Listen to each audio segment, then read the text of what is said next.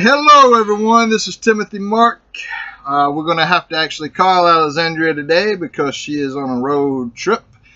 And that was our Tickle Trunk of Horrors theme song by none other than Ryan Daugherty out of the UK. He's got a bunch of awesome music on his website. Ryan Daugherty-music.com. And so, yeah, folks, we got a hell of a show for you today. And I can tell you what, when I was just 12 years old, just the age of 12, Friday the 13th Part 6 came out. And let me tell you, that movie just shaped my life, if you will. I know it kind of sounds stupid, but if you have any movie from your childhood that you really got into, if you were 12 when Friday the 13th Part 6 came out, that was a big damn deal, man. That was a huge movie. Alice Cooper did a video for it. The song for the movie was called He's Back, The Man Behind the Mask. And the guy who played Jason Voorhees in that film is none other than C.J. Graham. And, you know, there's a lot of politics in the movie industry. I don't know what politics went down, why CJ didn't come back for Part 7. Maybe he'll answer that question during the interview. But if you were to tell me when I was 12 that I would actually, I've been associated with the Friday the 13th franchise for about 10 years now. I know quite a few people in the franchise, but I never had the opportunity to meet or talk to CJ Graham. And I'll tell you why CJ was my favorite Jason. I know everybody says Kane, Kane, Kane. Well, that's the only reason they say Kane is because he played in 4 damn films, okay? CJ really changed up. If you watch all the movies up to when CJ played Jason, CJ really just brought something very different to it. And he did a damn good job. And as a kid, if you would have told me that I would have the opportunity to meet this guy or talk to this guy, I would tell you crazy, because, you know, that's somebody that I looked up to. And I have a Jason Voorhees tattoo on my forearm, actually. And that's funny because CJ Graham actually has a lot of body work, a lot of ink work done on him. And so, but before we go into all this, let's make a call to none other than Alexandria right now. Hold on, folks. Sorry. We have some construction going on around here, so you're gonna have to bear with me. It's you may hear some construction noise because there is some construction going on. And yeah, so just if you hear the noise, try to look past it. There's nothing I can do about it. I damn sure was not canceling this show at all. I mean, because to be able to meet CJ is awesome. And talk to CJ is awesome. So here we go. We're now calling Alexandria, folks. And let's see what she's got to say. All right. Hello? Hello. We are on the show right now. So I told everybody that you were on the road traveling. And so we're going to... Awesome. Yeah. So we're getting ready for our guest to call, CJ Graham. So is there anything... Looking forward to that. Yeah, is there anything you'd like to say to the people out there? I'm really, really excited to have CJ Graham on the show, and a lot of you may or may not know that Friday the 13th Part 6 was August 1st, 1986. So 1986, and I don't know if you even knew that the budget was $3 million for that film. No, I did not know the budget. I know when Sean did the first film, this was considered a low budget independent film at the time. But I guess by the time they got, and there's been a lot of bullshit that went on throughout by the time you had the first film all the way to the time of the 6th film. And so a lot of the studios kind of half-assed a lot of the films all the way up to there. Right. I mean, with a $3 million budget, the box office take on that film was 17.8 to $19.4 million. So that's a huge jump from a $3 million budget in regards to the box office figures.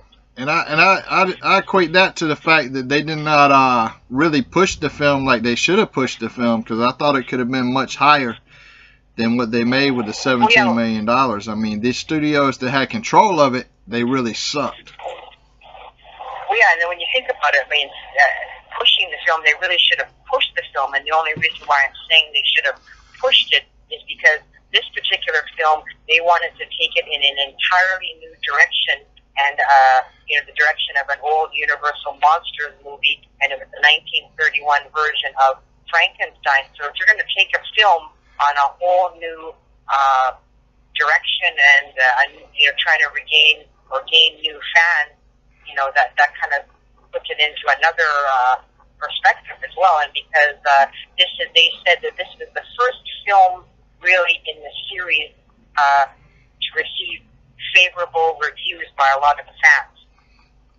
Well, I thought all the films except for Part 5 was good up to this one, but my complaint is the studios never really got behind them like they should have.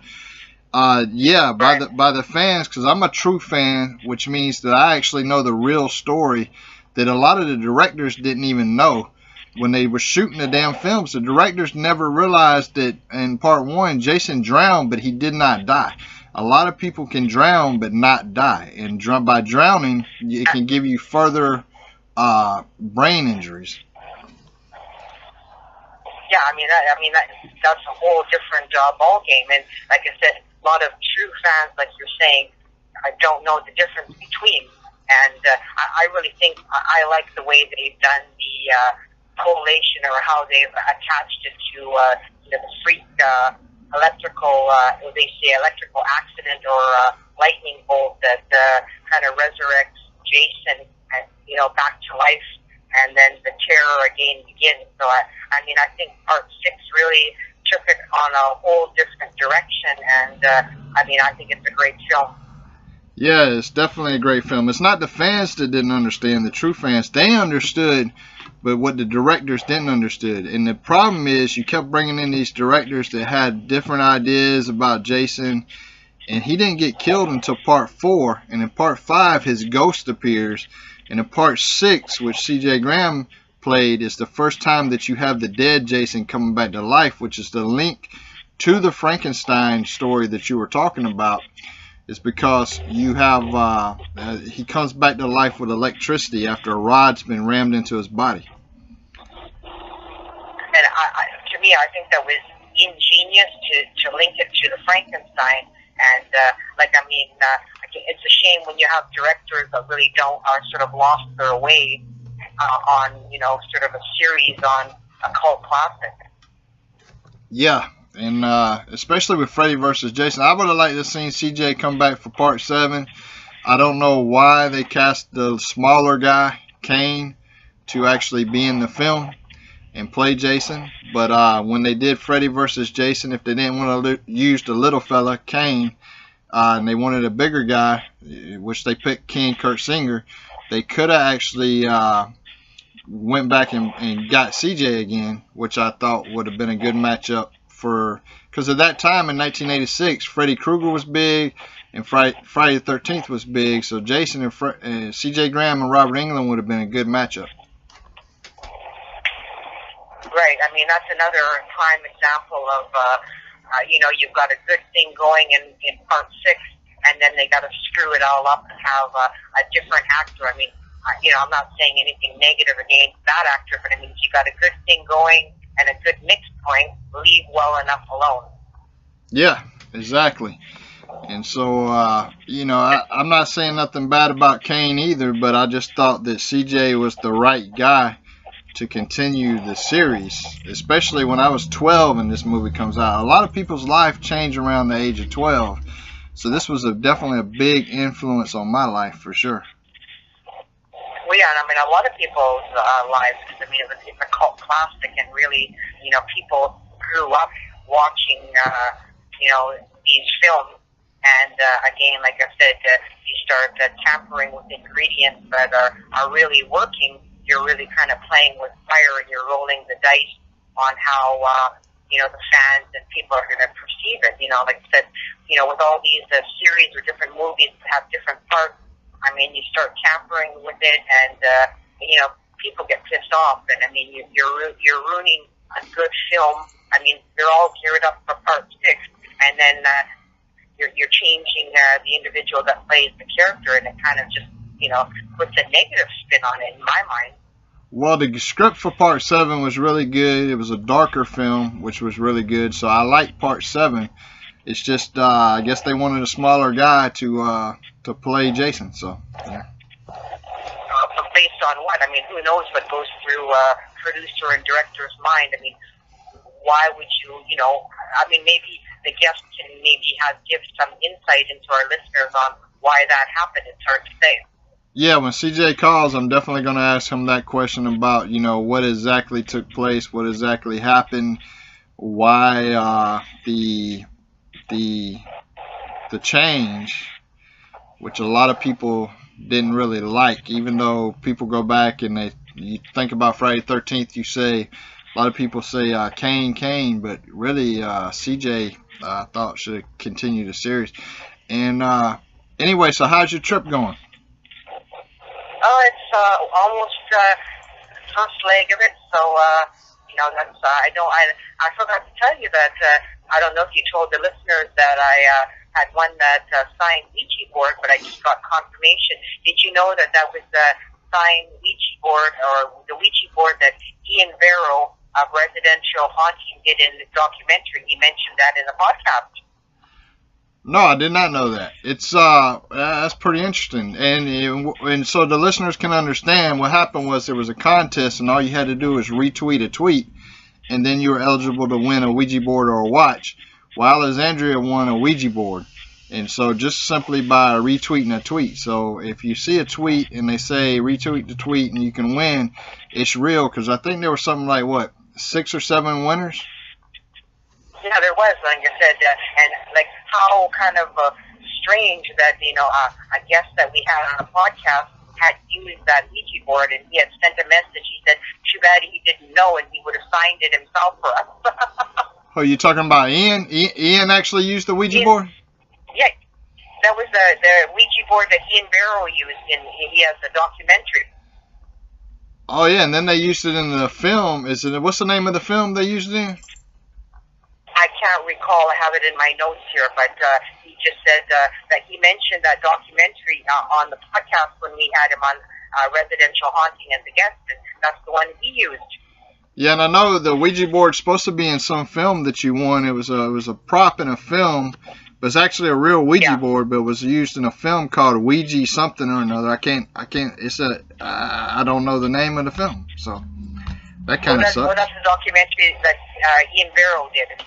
He was in that one. You won't believe it, but it's raining here again right now. Wow! Oh my God! And I bet you it's hot as heck there, right? Yeah, it was pretty hot, that's for sure.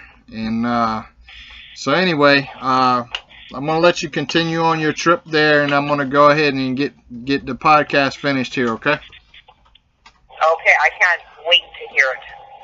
All right. Well, I'll talk to you later. Love you. Okay. Take care. I love you. Bye. Bye.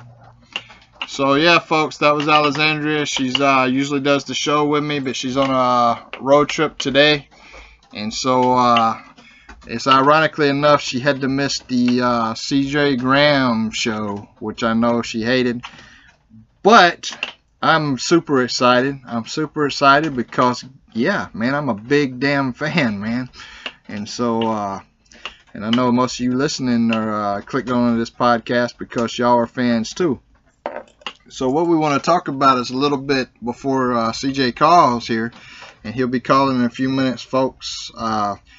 Actually about, I believe, 12, I don't know, in a few minutes. All right. So let's go in through the history all the way up to part 6 of the film, okay? So for the Friday the 13th fans, what I want to tell y'all is, in part 1, we see the kid Jason only in like a dream sequence come up and grab Adrienne King out of the canoe and pull at the very end. He's only in the very end and pulls her out. In part 1, this movie that I'm talking about, where you have the child version of Jason, Part 1 from the original series, not the reboot. But part 1, the mother is actually the killer. And so, and she keeps saying her kid drowned, but what a lot of people don't realize is the kid drowned, but he did not die. So in part 2, you have a deformed, live, very live Jason. In part 3, the director must have not have been following along with the storyline, so you kind of have a still live, deformed Jason, but the special effects on what they consider live and deformed really took a weird spin, and it's confused a lot of fans. And then in part 4, you have Jason actually get killed. So in Friday the 13th part 4, Jason actually gets killed. In part 5, as I said earlier, Jason Voorhees' ghost is in the movie for about a total of 30 seconds. The killer in that movie is actually an ambulance driver whose son was killed at the camp, who dressed up like Jason and took revenge out for his son being killed. Another thing to take note is, let's jump back to part 3. In part 3 is where Jason finally got the hockey mask. In part 2, he was the baghead Jason. And there's 2 Jasons that played in that movie. And again, you know, you have people directing the films who I think just have were completely fucked up. And I say that because in part 2, you have 2 guys playing Jason. Actually, you have one guy play Jason through the whole damn film, and then at the very end, you have another guy who plays the unmasked Jason. Well, that was horse shit. You know, and so in part 4, again, you know, like I say, he's killed. Part 5 is ghost. And now let's get to part 6. Part 6, where C.J. Graham was. God, man, let me tell you, that movie, when you seen that movie in the 80s, because I mean, you had the big films in the 80s. You had Texas Chainsaw Massacre, Friday the 13th, Nightmare on Elm Street, and Halloween. 4 of the major franchises. And when you look back on it, that was a good decade to be a kid, man, for horror. And very good decade for the horror community in general. But, you know, and let's talk about some of our guests that's going to be coming up over the next few months here. We're going to have Linda Blair from The Exorcist. She's actually going to be on the show. We're going to have a surprise guest from the Texas Chainsaw Massacre franchise. I'm not going to say who that is, but it's a big name, and I'm going to throw out some hints. It could be a director, a producer, or a lead actor. It's definitely going to be a big name, but they're going to be on the show. Also, I believe it's June 26th, we have the priest, well, the bishop, who's been on several episodes of Ghost Adventurer. He's a bishop out of Atlanta, Georgia, and we're going to have him on the show. And I'm looking forward to that one, actually, having the bishop on the show. And we have more guests from more horror franchises that's going to be on the show. Also, what I like to tell you is Tickle Trunk of Horrors.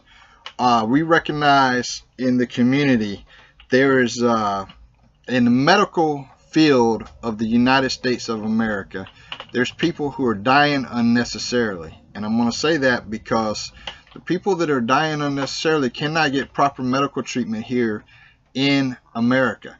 And so when you look at that and you say, okay, people bring people to us all the time, and they say, hey, they'll come to us. I remember back in 2008, 2009, after I released my first horror film, because I used to make horror movies, a guy brought his little girl to me, and she couldn't see. She could barely read. Even if she held her the book up to her eyes, she could not read, even with glasses. Like 2-3 inches from her face is how she had to do it. And so they couldn't find no cure for her here in America. Well, we actually had to send the child to China to get stem cells, and she got cured. So stem cells is a very miraculous thing. There is a way to do it ethically, and the way that they're doing it ethically overseas right now is they're taking the stem cells out of umbilical cords. And so they're not using fetuses or anything like that. They're taking it out of umbilical cords, and so that's how they're getting stem cells. And then, you know, unfortunately, in the United States of America, this is not legal. And so why am I bringing this up on the podcast? Very simple. We started a fundraiser The total amount of the fundraiser was $25,000 that we needed to send someone overseas, and they're going to remain anonymous because we do not want their family finding out until this is over with. Of course, they're going to find out when it's over with because we're going to film the whole process. But we need to send them overseas so that they can get proper medical care. Stem cells is just one treatment. There's other forms of treatment that need to be given as well. So we started a fundraiser. When we first started, it was $25,000, and then now it's down to $7,500 left. And you got to believe that me and Alexandria are putting a lot of money towards that fundraiser. A lot of money. Actually, when we first put that fundraiser up, we only asked for 10 of the 25,000, and so now we're down to 7,500 that is due. That we need to collect to get this process done. And so if we can get people on board, if you go to my Facebook page, I started a Facebook donation process where you can go in there and donate 50 cents, $1, $2, whatever. It adds up, it helps. We've gotten the price down now to $7,500. So if you can do that, do that. A lot of people's already made donations to through our PayPal in cash, and then they've done it through Facebook. So you know, I think a lot of people are not used to the Facebook donation process, but I felt obligated to do it, and so I did it. But anyway, let's get back to the horror stuff, okay? Now, if you go to Netflix, there's not a lot of horror movies on Netflix. There's a lot of them, but there's not a lot of good ones. That's what I should say.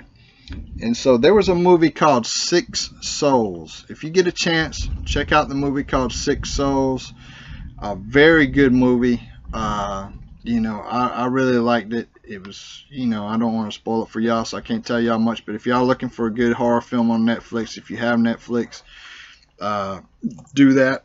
Actually, my films are going to be on the Amazon competition for Netflix.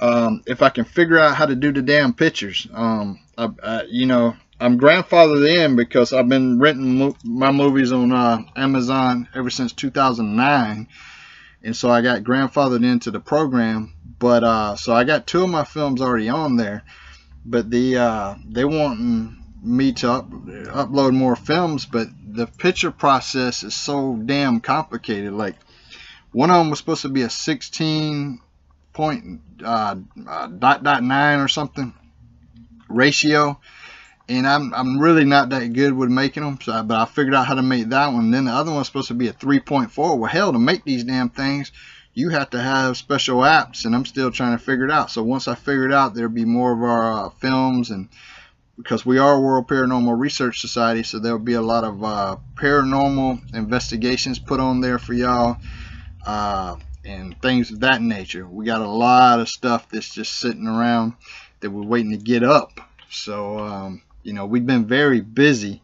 I know people. Oh, by the way, this podcast plays on many different platforms. Okay, the platforms that it plays on: Spreaker.com, iTunes, and it plays on YouTube, of course, YouTube. For this podcast today, what I'm going to do for the first time, actually, since I've been doing podcasts, is what I'm going to do is I'm actually going to make a separate video, a picture video to go along with the podcast than what you're going to see on, like, of course, you won't watch it on iTunes. You just listen to it on iTunes, and then you listen to it on Spreaker. And we get quite a lot of listeners on Spreaker. I don't get as many followers because the followers have to go through this process to follow us, and a lot of people don't have a Spreaker account, so they just come back and listen to our shows. So I think we got hardly any followers, but we get a lot of damn listeners. And for the people that's listening to us overseas, in the United Kingdom, and in Turkey, Bangladesh, Italy, and things of that nature, I'd like to say hello to y'all. Hope y'all doing well. And well, to all our listeners, we like to say that. But you know, I was kind of surprised that we do have a big audience in Turkey, in Bangladesh. We have a big audience in Italy, which is awesome. And so I'm glad to see that we're actually on a worldwide market. Where we don't get a lot of listeners is on YouTube, because generally when people go to podcasts and they want to listen to a podcast, we've been putting them up without pictures or anything on there, without video, and so they won't really listen to it on the YouTube. But we're still going to do it, because we do get anywhere from, you know, say 30 to 100 and something listeners on the YouTube, so we'll keep that going. I'm going to try the picture thing just to see if it would help with the people who want to listen to it. So I'll do 2 separate things for the podcast. Again, in the future, probably by July, I think we'll be doing these podcasts live, and that's going to be awesome to do them live, and you will see us filmed and with the video of us actually in the studio doing it live. The reason why that's very hard for us to do right now is because we have a mobile command center where we travel from state to state, and it's very hard to set up all the equipment that you need to set up to do the live podcast. You know, so after the traveling is over with, then yeah, we'll do the live podcast. So with video. So I think everybody enjoyed that a lot more on the YouTube. I don't know if everybody can hear the rain, but I am in the mobile command unit doing this podcast, and unfortunately it's raining on my parade right now. And so yeah, my parade, because I have CJ Graham on the show, so it's definitely gonna rain on my parade, it seems. So besides that, when it's not raining, you might hear noises of construction. So when you travel, these are the complications that you got to deal with. And so we go from state to state, and people say why? Well, there's a reason why is we do a lot of paranormal work. We do a lot of paranormal investigations. We have a lot of people that want us to communicate with them. Golly, man, it's really thunderstorming here right now. I don't know if y'all can hear the raindrops.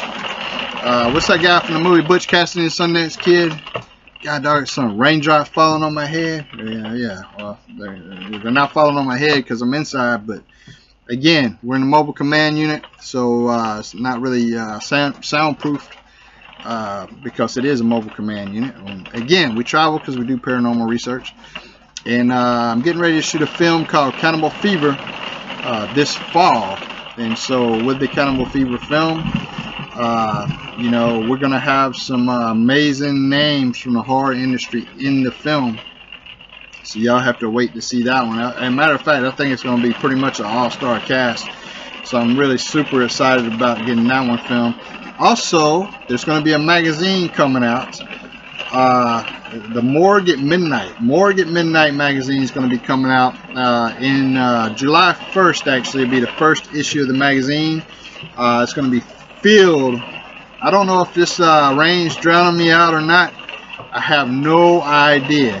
But obviously, this timing sucks right now. So yeah, if it gets any louder, I may have to cancel this podcast. But let's see. I got about a few more minutes before CJ is going to call, and if it gets louder, shit, I don't know if we're going to be able to continue with it. But let's go back to CJ Graham, talking about CJ Graham a little bit more. He's got some awesome tattoos I want to ask him about. Looks like he got some Celtic knots. Holy crap, man, this rain is killing me right now. I don't know if y'all can hear it. I'm only assuming that you can hear it. But let me tell you something about the weather in this country. We know that spring came late because, I mean, hell, it was still cold when it was springtime. It was really cold in the south.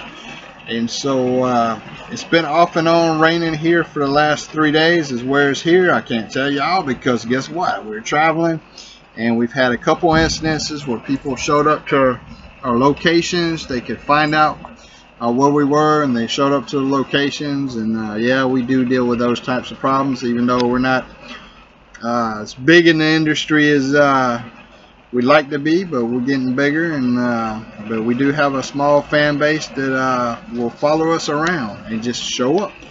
And so I'm not able to tell y'all currently where our location is, but I am currently able to tell you that where I am right now, it's definitely raining. And I for the people out there that's been commenting on the social media and stuff like that, I thank y'all. And for the people who's made the donations for the cause to send the guy overseas to get the medical treatment, we thank y'all as well. And again, that process will be, there'll be a video after the treatment is over, and it's going to be a very important video because it's going to be one showing overseas medical care and how superior it is to what we have here in the States, and why people are dying unnecessarily here in the States. If you look at Farrah Fawcett went through a lot of chemotherapy treatment before she found the alternative treatments overseas. Problem with that was the chemo weakened her system so bad that the alternative treatments would not help her, because she found it too late. And a lot of doctors over here, they quick to throw you on pills, medicine, and all that stuff. There was an article on Facebook this morning where it says that marijuana actually cures Crohn's disease. Now, you wouldn't have to go overseas to get your marijuana. Obviously, you get medical grade marijuana here in the States. But why that's not legal in all the states, I have no idea. I personally do not smoke marijuana as a recreational drug or anything like that. I don't believe in smoking marijuana as a recreational drug, but if it cures certain illnesses, it's definitely something that needs to be legalized for people who have, I mean, come on, if you're going through a lot of pain and hurt and things like that with your body and your health, then yeah, you should be able to do whatever the hell you want to do to make yourself feel better. So we'll see what happens with that.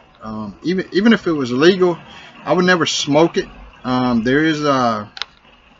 If it was legal everywhere, what I'm saying, I would never smoke it, but I would take like a pill form of it if it wouldn't make you high, just if you could still get the same benefits. A lot of people want to say marijuana is good for you, marijuana is good for you, but what they do is they want to use it so they can get high. But what I'm hearing is there's variations of it through the pharmacies where it won't get you high, like if you smoked it or whatever, and they take certain things from the marijuana plant and use it to help people who are definitely going through one mental illness. And I think too, today they said it cures Crohn's disease. I don't really know what Crohn's disease is. I seen the article, and they had two lungs, and one of them was very screwed up and the other one wasn't. And man, you know, this is my luck, folks. How in the hell, I'm sitting here waiting on CJ to call, how in the hell am I going to get rain on the most important podcast that I've considered that we're doing? How are we going to have rain today? This sucks, man, because, you know, I'm excited to get CJ on the phone, and so it's like, you know, I don't understand it. And he's got a motorcycle, and if y'all look at the picture of the banner, and I believe I'm going to put the picture in the video for this podcast too, but if you look at the picture, the motorcycle actually has Jason on there in the gas tank, and that's pretty awesome. And so you know, yeah, I don't know, man. It's what the weather is not permitting me to have a good time, because I don't know what y'all can hear of the weather, but I'm just hoping that we'll be able to get CJ on here, and y'all be able to hear him clearly. If I was in the studio, it'd be a different story. I'm not in the studio, currently traveling. You know, so there you go. I do have a few questions that people have sent me, and so I'm definitely going to ask the questions to CJ, because we've been promoting the hell out of it, and a lot of people know that he's going to be on the show, so a lot of people had questions.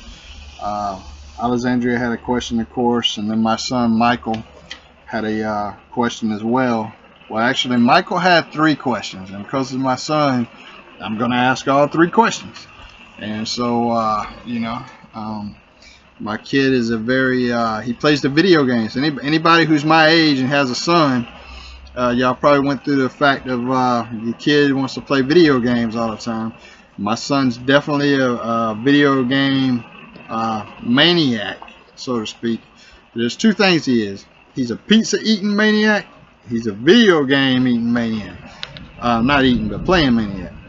And so, y'all hear that thunder? I have no idea if y'all hear that thunder. Of course, I won't have no idea until, you know, hopefully not. because I'm hearing it two different ways here. But CJ is about to call. Hopefully here in about 30 seconds we should get CJ calling. I would like to make a statement out there, okay? Folks, I am not gay. I don't have anything against gay people or gay community. We actually support the gay community and we support gay people.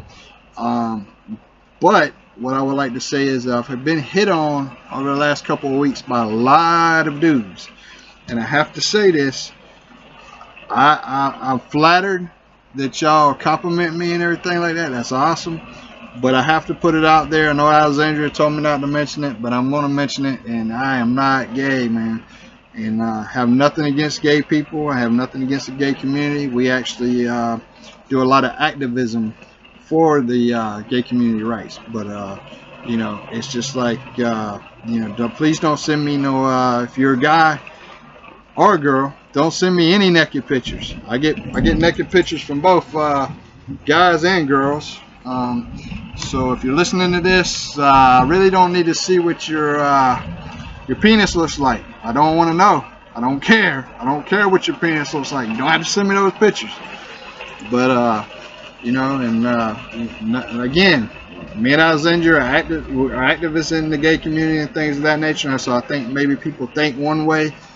But you know, no, I'm not gay. So okay, we should be getting CJ on the phone any minute now, and let's see if he's about to call. Unfortunately, y'all hear the thunder, I'm quite sure, because it's impossible when you're in a mobile command unit to not hear the damn thunder. Man, let me tell you, this sucks. This really sucks. I mean, it just got darker and the rain is getting louder, and here I am about to have like one of my childhood idols on the phone, and God dog it, man. Why does this happen to me? You know, why does this happen to me? We know that CJ just got back from the Day of the Dead convention, and so he's been very busy. So I don't want to try to reschedule this or anything. So we're just gonna get it on there, because it wouldn't even matter with my luck. If I rescheduled it, hell, there'd probably be a hurricane or something, which is sounding pretty rough out there right now. And so we'll see what happens. He's 1 minute late, but he is CJ Graham, so that don't matter. So he's supposed to be calling me, and we'll see what happens. See if he gives me a call here, and we can figure this out. Alright, so again, we're talking about movies on Netflix and things of that nature. Six Souls, great movie to watch. Good, the rain's stopping. Okay, this is the first podcast that I've actually had to do by myself, so I'm having to carry the show here a little bit, and I'm expecting CJ to call any second. So y'all just think, what movie, and here's the thing, y'all can put it in the comments section, what Friday the 13th film was your favorite of the franchise? And you have 1, 2, 3, 4, 5, 6, and then when you got 7, you got Jason Goes to Manhattan, which is 8. Jason Takes Manhattan, which is 8. Then you have Jason 9. Jason 9 by far sucks, man. That's like the worst damn Friday the 13th movie ever. I mean, again, these studios hiring these people to do this shit, and that was the worst damn movie ever. And so, okay, this is CJ right now. So hold on. Hello, welcome to the Tip Truck Horror Show. Is this CJ Graham? How are you? I'm good, man. How you doing? Brother, I can actually barely hear you. Are you on a microphone or something? Can you hear me better now? Yeah, I can definitely hear you better now. How you doing, man? Good, buddy. How was the call to go through this interview? Yeah? How was the convention that you just did this weekend? It was good. You know, it was Days of the Dead in Charlotte, North Carolina. So good turnout. I I think the promoters were happy. I know the bands with lines for the entire weekend, so it was a good, solid show. That's awesome, man. I can tell you that when because I have to jump right into it, man. I was 12 years old when Friday the 13th Part 6 came out, and as a 12-year-old kid, when you have the Alice Cooper video, you have the film, man. I got Jason Voorhees tattooed on my forearm, so you know you're definitely one of my idols for sure. There were quite a few little people, 7 years old, dressed up as Jason all the way up through the era. So it's actually, as you know, it's turned into a worldwide iconic image, the Jason hockey mask. So I've been really fortunate to be one of those that played that role. Yeah, and here's the thing. I know that I was talking with your wife by messenger, not messenger, but by text, and she told me that that you were scheduled to come back and do Part 7, correct? Yeah, I mean, the Kane Hodder will tell you the same thing. When they were looking at Part 7, Frank Mancuso Jr. Paramount Studios said just use the guy for Part 6. They were really happy with the performance and felt the statue, etc., met all expectations. So let's stay in the same box. John, the director, was moving forward with that, of course. But Kane, who really has done a great job with the Part 7, 8, 9, 10, and I call him being a great ambassador of Jason over the last 25 years. He went to John, who he had worked with in films before, because Kane Hodder is a huge horror fan. I mean, just giddy about being a horror fan. So he went to John, the director who he had worked with before, and John had to go to Paramount to get an authorization to make that change, of course. But originally it was laid out for me, but like I said, Kane really pursued heavily. And to be fair, again, I could have done what Kane has done the last 25 years of being out there every weekend promoting it worldwide. So kudos to Kane, because he really laid the foundation for all of us. Well, let me ask you this question, because when they did Freddy versus Jason, the director said that they wanted a taller guy than Kane to do it. Where were you at during that period? Because it would have been awesome. I would have rather had you come back to do Freddy versus Jason than have Ken Kersinger in there. Well, I mean, Ken did a good job. I mean, looking at it from their perspective, maybe they didn't know how to find me. It's really about connectivity. If somebody knew how to find me, they would have. But at the same time, Ken had some exposure in the stunt world, and in, I believe it was Part 8, Kane Hodder. So they were trying to condense the stunt coordinator with the actors so everything could be put together into one person. Now remember, Ken is 6'6". I'm 6'3", so he's got me quite a bit height-wise. And I just found this out a couple weeks ago from Ken. They actually put him on another 2-inch platform, kind of like Frankenstein, to make him even bigger. So he was 6'8" for the film to give him that stature. So they were really going for that abstract look. You know, Robert's a normal-sized human being, 5'8", 5'10", I should say. And that's pretty normal for most of the world. It's a few people that hit the 6'1", 2", and on up. So, you know, I think that's another reason they stepped into Ken, was because of his statue, and they were able to put him even bigger. So if you think about it, 6'8", that's a monster. Yeah, that's pretty tall there. You know, I'm from Georgia, and Part 6 was filmed in Covington, Georgia. I don't have to tell you that. I know you know that already. But yeah, what I heard was that you were actually in a real graveyard there. Yeah, we did actually. We shot that scene, that chase scene, in a real graveyard with Tommy, and then we also did the scene where the lightning hits the tree and stuff. And the part where I'm involved in it, they actually made a grave and shot from height, looking down when the body was, you know, being extracted out of the grave. So, yeah, it was done in a real graveyard, and everything was Covington, Georgia, or within a 20-mile radius of Covington, Georgia, you know, where they could actually get the scenes they were looking for. But there is still, to this day, 2018, that campsite is still there. And I do hear a lot of our fans go down to Camp David, I believe is the correct name. And I understand that the Forest Service that runs it is pretty good about giving you the keys and letting you walk around and just take pictures of all the locations. Yeah, they're pretty good about it. We were going to shoot my first film there. I did back in 2008 just because I was a huge Friday the 13th fan. Actually, I don't know if you ever heard of Mark Green, but he used to work with Tom Savini. And the mask that I had made by Mark Green was the same mask that they used was the same mold that they used for the Jason Voorhees film, Friday the 13th Part 6, While You Were in the Grave. Was that real maggots on you?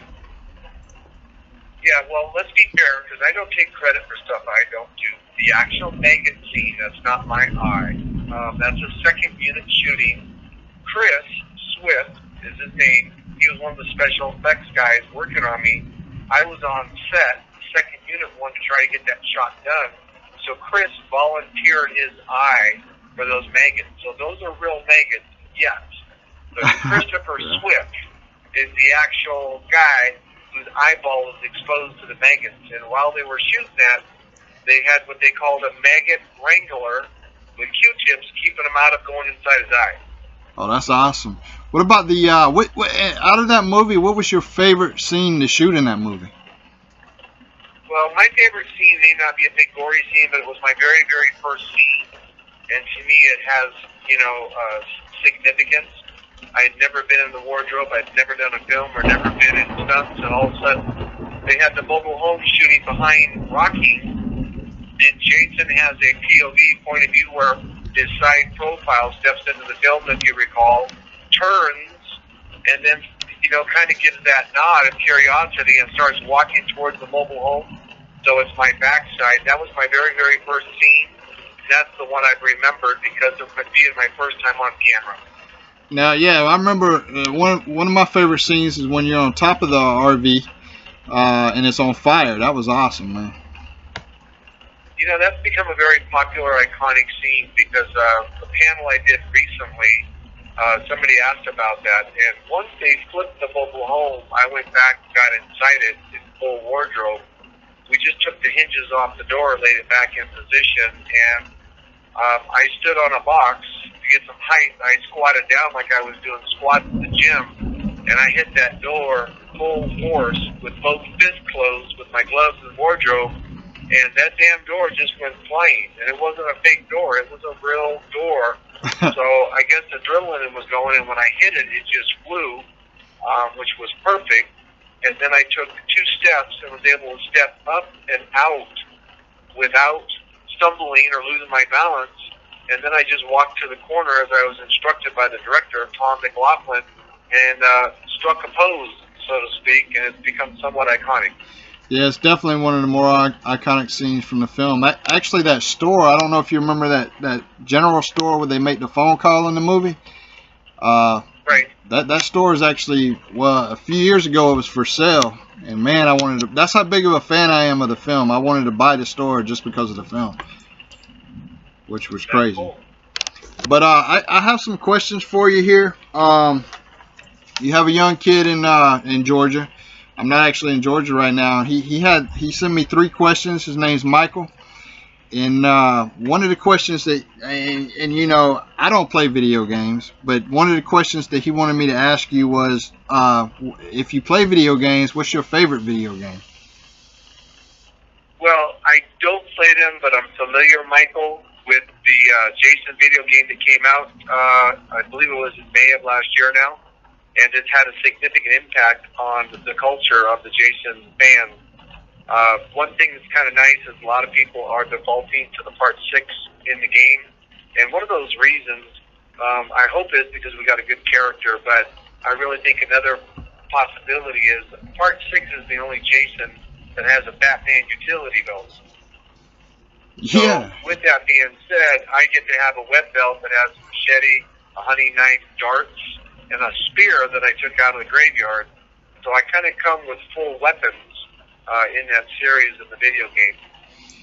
Okay, that's awesome, man. Yeah, that I didn't. You know what? That's the first time I actually realized what you just said was Jason did have a utility belt on, and I guess in the rest of the films. The thing that Right. The reason I'm very fortunate in Part 6, Timothy, is because we have the opening like James Bond, which is kind of cool.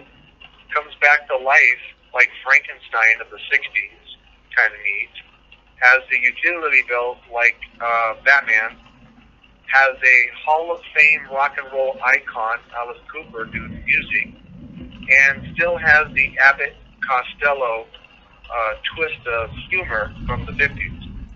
Yeah, that man. I'm telling you, that's like that film was awesome, and I'm crazy. Like right now, like to be talking to you, and you've been one of my favorite people all the way up, favorite actors all the way up since I was 12 years old. Man, it's like if somebody would have told me that I would be talking to you and interviewing you during one of my shows when I was 12, I'd tell them it was crazy.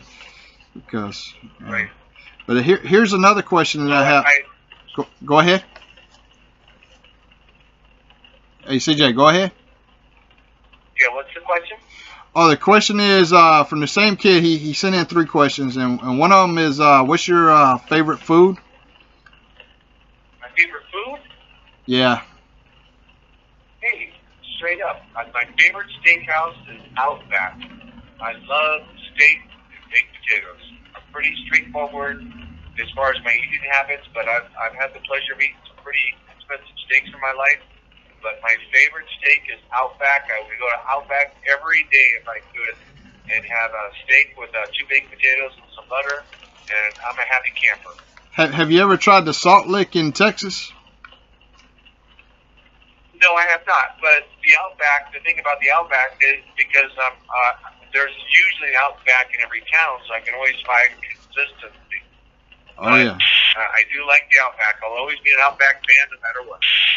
Now, here's the thing. I'm assuming that you have hobbies that you do outside of horror. So, what's your regular hobby that you do? What would a Jason Voorhees do outside of horror?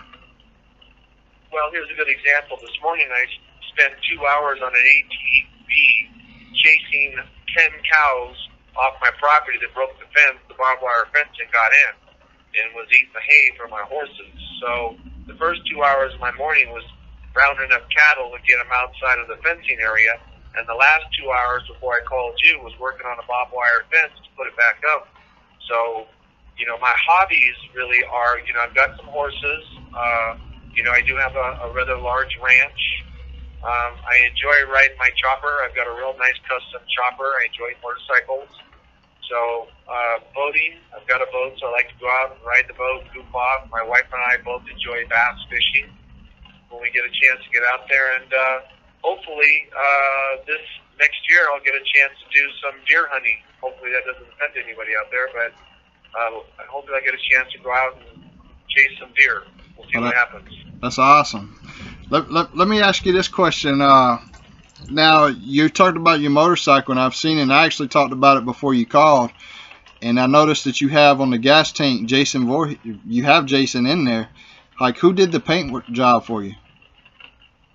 Here's how this worked out. I've got a custom 2007 Big Dog chopper, which means it has a rake on it with a 117 engine, cubic inch. And about a year and a half ago, I met a fan in November, a year and a half ago, at Days of the Dead in Chicago. And he showed me some stuff he wanted me to autograph, and I said he was a great artist. Does he do airbrushing on vehicles, motorcycles, etc.? And he said, absolutely. So he showed me his portfolio, which was this phone. He did some amazing graphics. So I asked him, I got a motorcycle, and I'd like to have the tank and all the, the fenders done and customized. I'd like to carry the Jason Voorhees Part 6 as part of it, Helicopter in another part of it, and of course U.S. Army since I was an ex-soldier. And he said, no problem, I could do it. So when I got back from that convention, I took my motorcycle apart and shipped everything to him. Rich Keylord up in Chicago area, he worked with Badger airbrushes, and he did all the work. So Rich is actually my hero, and he's a fan that we just hooked up, and I actually just paid him to do all the airbrushing on it, which about 2 months ago I had it in a 10th annual Rockabilly car show / motorcycle show and won first prize for motorcycles. That is awesome. Yeah, I love it. And actually, because you have 2 sleeves done, tattoo sleeves too. And I was looking at the pictures of them. It looks like you have some Celtic knots in there. Is that your cultural background? Right, my heritage. So what I did is, everybody asked, "Hey, I saw you 6 months ago and you didn't have nothing. I see you." And he goes, "What did you do?" And I said, "Well, background being Norwegian / Viking Norse, I went to an artist in town, Kingman actually. He's got the old Old Town Kingman Tattoo Parlor. His name is Chris, been doing tats for over a decade, and he created 2 sleeves for me that captured that heritage.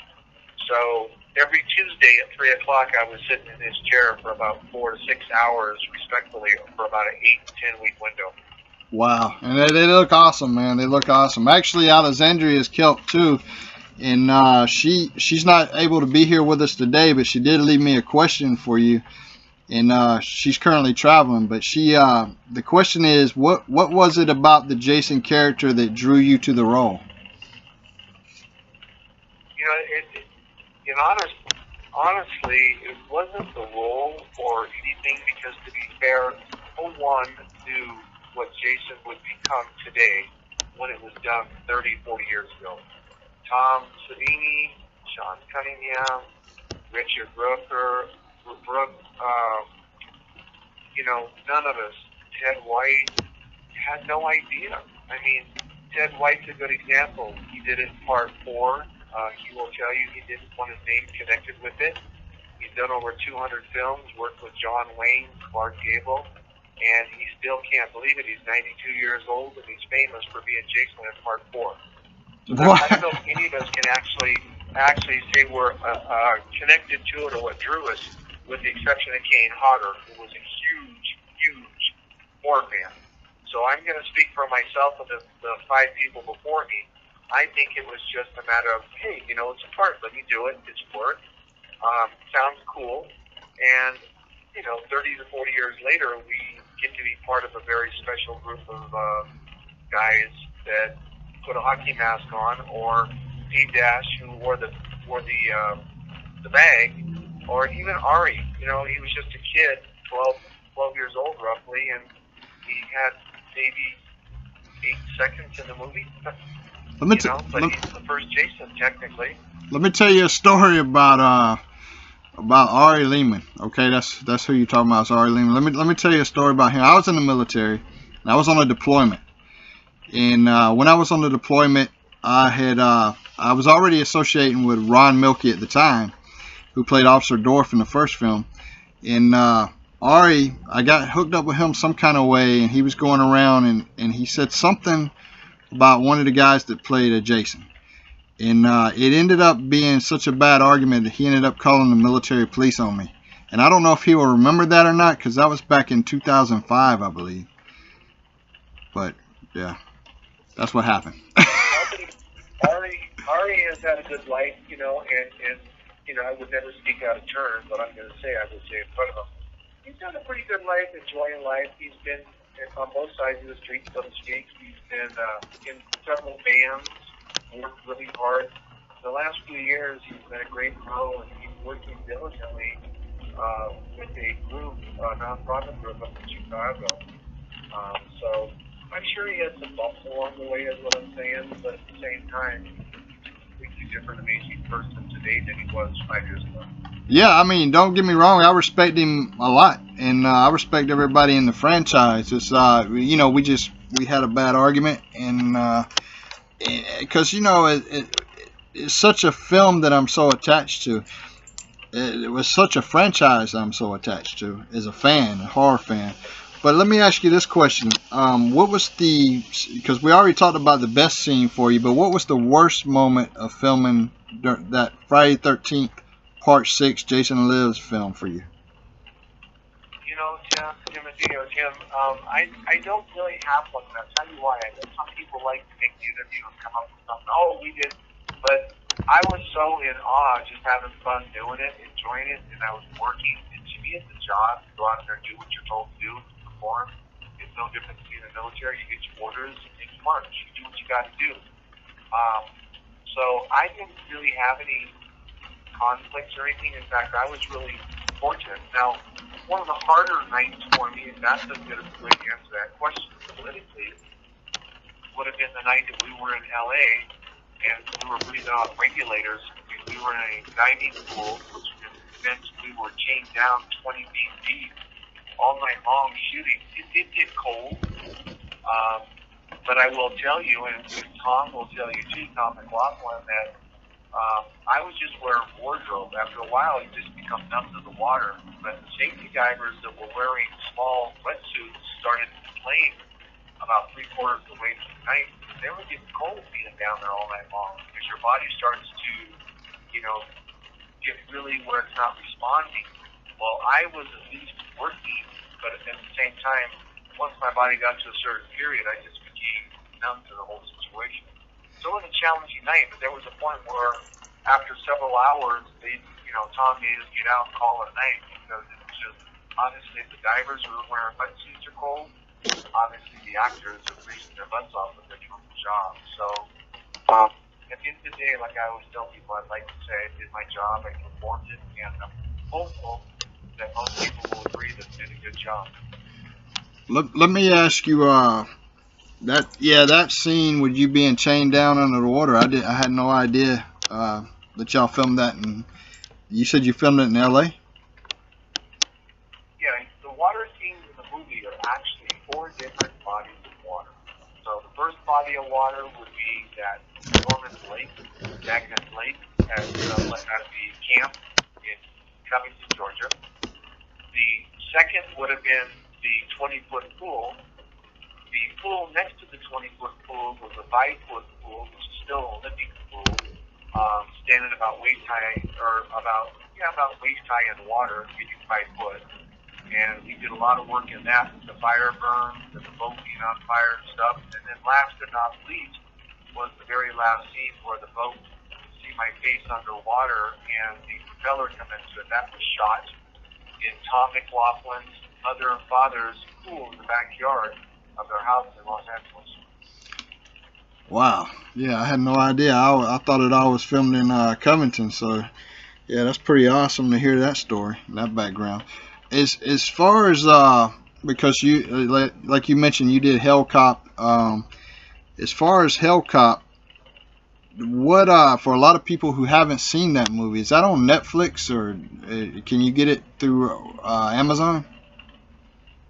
Well, I played Hell Cop in a movie called Highway to Hell, and for those that have seen it, it came out on DVD, Blu-ray about 2-3 years ago.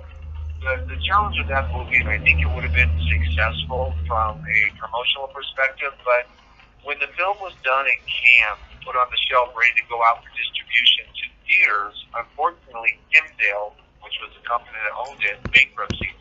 So that film, unfortunately, cut ready to go, sat on the shelves until a few years ago when United Artists / MGM bought the libraries that included Highway to Hell.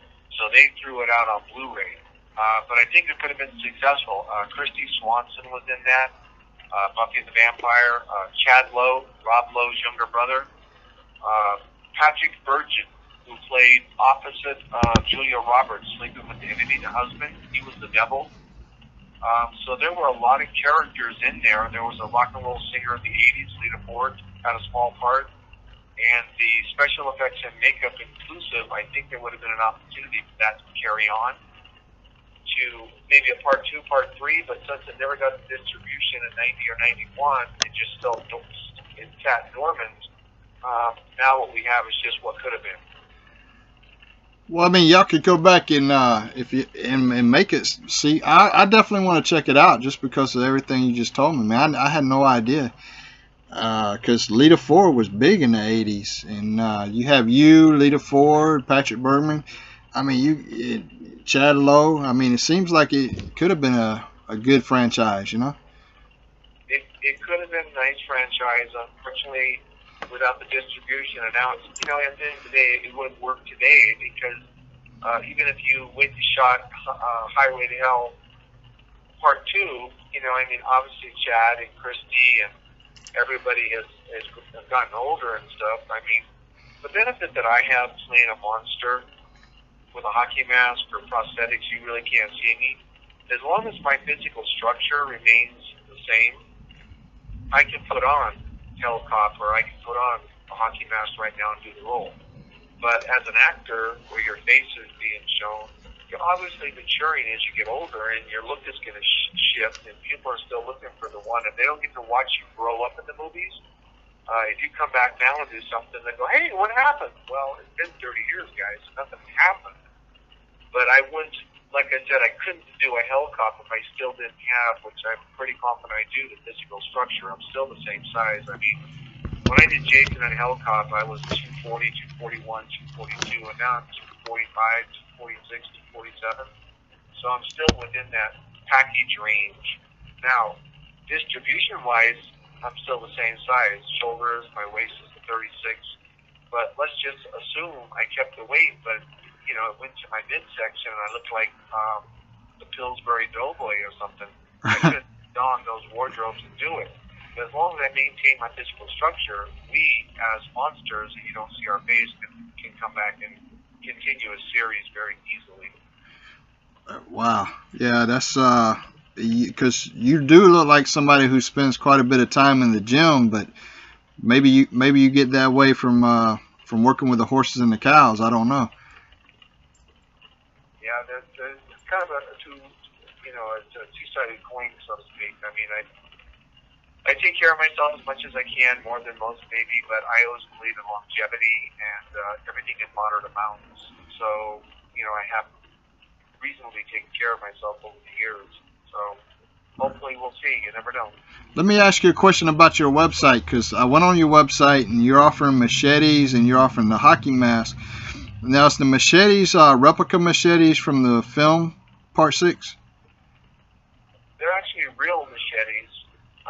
They're actual machetes. If you want to use them, you could use them. But they are a similar replica of the one that was in the movie. They're the 18-inch. They are, silver. The one in the movie had blood all over it. So, but the nice thing about it is you can autograph them. And then people like the black, the machetes that are all black on the blade, because when you start writing on them with gold or silver, they really pop. But otherwise, they are the same size, 18-inch. The one used in the movie was 18-inch. The one used in the movie was the jungle type of machetes from Vietnam. And that's the same ones that I picked up, but I got them and they're from Coleman. And the nice thing about it is they're an 18-inch machete. They resemble very close to what we used in the film, and the band liked them a lot. All right, what about the hockey mask? Is that close to the one that was used in the movie? No, the hockey mask is more diversified. The hockey mask is much more of a generic form. They're more of a cream color, or even the black is real popular right now because of the video games, and then some silver ones. And the thing about them is those are different because of the genre that's occurred with the hockey mask. There were blue stripes, then there was just a red stripe, and then there was no side stripes. Now there's side stripes on it. So people with that genre, different versions, everybody picks up on it that it's Jason. But those are just nice from an expensive perspective because you can get them for $50, $60 autographed, and you have something that if you get all the guys to autograph, you have one of those iconic things you can put in a shadow box. And everybody knows the hockey mask, like I said earlier, the iconic image. And as soon as they see a hockey mask with an autograph or more on it, they know whose it is. They put it right together with the movie. Man, I'm going to buy the machete and the hockey mask and put it in a shadow box for sure. So I'm already made up my mind. Actually, I want to get 2 machetes and 2 hockey masks. So, yeah.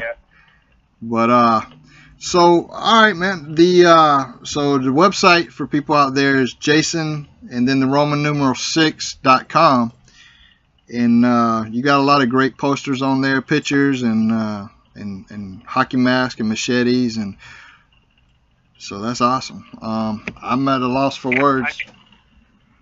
That's okay, but then I appreciate it. Like I said, the website is pretty easy. If somebody just puts cjgraham.com, it'll pop up, or Jason6, it'll pop up, or Jason Roman numeral 6 will pop up. Hellcop, you know, so it's, I've locked down everything that resembles it to go to it. The nice thing about it is, you know, not everybody can afford to go to a show because it's not in their hometown. And even if you can, they're expensive. Shows are expensive, let's be fair. Yeah. So it gives the fan an opportunity to, rather than have to travel and have a high expenditure, that they can just go online and order things. And I'm really good about taking a photo of me, autographing it, and emailing it back to them for their stats. Some people just send me items through the mail to the address, and it's the same thing. They send the money for it to be autographed. I get people that send me the cover books to Camp Crystal Memories, or they'll send me hockey masks or machetes that they've had signed by other Jasons, and they just can't catch up with me. So they send them to me, and I autograph them and send them back so they can have their own personal item or poster or action figure signed and sent back. So it's kind of nice for the fans, and it doesn't, you know, for me it's a pleasure. You know, I'm honored to be here, so I take care of business.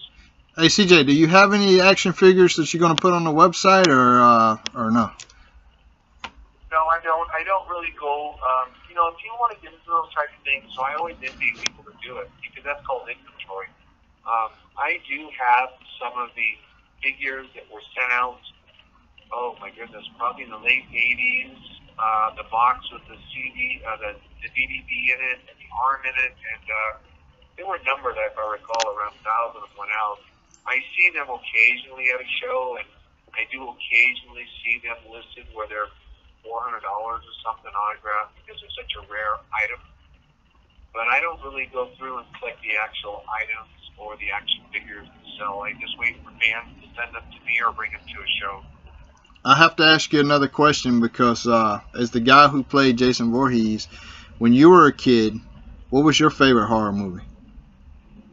I was a big fan of Boris Karloff, Lon Chaney. I liked Frankenstein. I liked the Mummy, Dracula, and the Werewolf. Those were the four characters, black and whites, when I was growing up that were popular. And then, of course, 78, I believe it was, Halloween came out with Michael Myers, which is actually, in fairness, even though I tell people that real men use a machete, not an Outback steak knife, like Michael Myers. Yeah. If it hadn't been for that 1978 film, which was the first start of what I would consider the horror figures of today, which would be Michael Myers, Leatherface, Robert Englund, of course, as Freddy Krueger, and Jason. So I think those four stand up or stack up very good to the 30s, 40s, 60s, which would have been Dracula, Frankenstein, Werewolf, you know, the Mummy. Yeah, you're right about that. And unfortunately, it don't seem like. I was going to say, unfortunately, it don't seem like we have that repeating itself again. They were supposed to make a new Friday the 13th movie, and Sean Cunningham and Victor Miller couldn't agree on the money, so they scrapped the project. Yeah, I think that would come to terms. Mr. Miller and Mr. Cunningham both have rights to pieces of the film, be it the name Friday the 13th or the name Jason or the hockey mask, whatever that may be. And until they come to a general understanding of which is which, it kind of puts the franchise in a holding pattern.